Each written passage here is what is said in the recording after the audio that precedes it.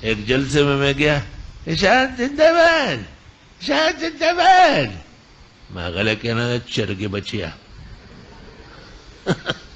چرگوٹیا میں اشاعت سے شروع ہوئی.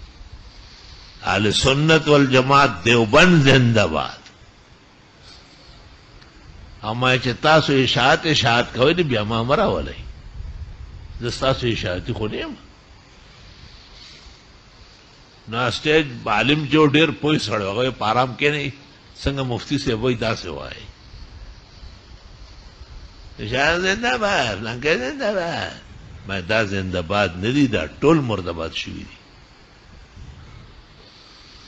دا ټول مرده باد دي.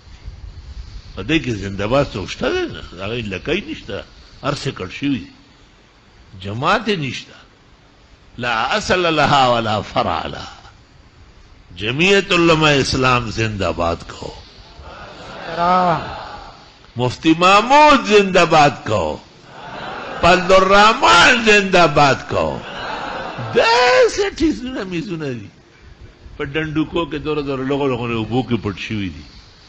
چنده خان میں که زما مخکې مو بیا اشاعت زنده باد ووایي چې لرګي درکړم منډم.